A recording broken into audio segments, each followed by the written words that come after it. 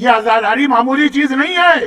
ایک عزاداری میں اتنے بینیفٹ ہیں, ہم خالی ایک بینیفٹ لے لیتے ہیں, وہی بہت بڑا. شہزادی ہم سے خوش ہے, ہمارے آنسو ان کے رومال میں جمع ہو جائیں, اس سے بڑا بینیفٹ کیا؟ یہ آنسو ہمیں جنت میں لے جائیں گے, اس سے بڑا بینیفٹ کیا؟ لیکن اور بہت سے بینیفٹ ہیں جن میں ایک تقویٰ بھی. امام رو رہے ہیں, کسی نے جا کے کہا مولا آپ اتنا رو رہے ہیں؟ کہا کہ کیا تو چاہتا ہے میرا رونا کچھ کم ہو؟ یہ الفاظ میرے مفہوم. مولا کربلا کے غم میں تو رونا کم ہو یہ کوئی نہیں چاہے گا, لیکن مولا اس جملے کا مطلب کیا ہے؟ کہا دو کام کبھی نہ کرنا, شراب کبھی نہ پینا, جوا کبھی نہ کھیلنا. کہاں عزاداری ہو رہی ہے, کہاں شراب جوا؟ کہا اس لیے کہ جب ہم یزید کے دربار میں لے جائے گئے تھے تو وہ ظالم اس وقت شراب پی رہا تھا اور جوا کھیل رہا تھا. پھر عجیب جملہ ہے, مومن تو برداشت ہی نہیں کر سکتا.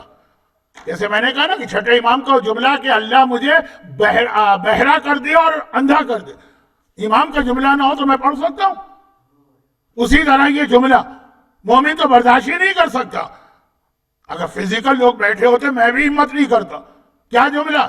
یہ شراب اور جوئے کو ملایا یزید نے. چوتھا امام کہہ رہا وہ جوا کھیل رہا, جب کوئی بازی جیت جاتا ہے تو جام اٹھاتا ہے, شراب پیتا ہے, آدھی خود پیتا ہے, آدھی اس تشت میں ڈالتا ہے جس میں کیا ہے خود ہی سمجھ جائیے. اب امام فرماتے ہیں جہاں میں کسی کو شراب میں دیکھوں یا جوئے میں دیکھوں مجھے دربار یزید یاد آ جاتا. مومن کبھی امام کو دربار یزید یاد نہیں دلائے گا. دیکھیں میں جملہ بہت سوچ سمجھ کے کہا ہے. مومن یہ تو برداشت کر لے کہ چوتھے امام کو کربلا کے مصائب یاد آئیں, یہ تو برداشت کر لے. یہ برداشت نہ کرے کہ چوتھے امام کو اپنی بہنوں اور پھوپھیوں کے کھلے سر یاد آئیں. دربار یزید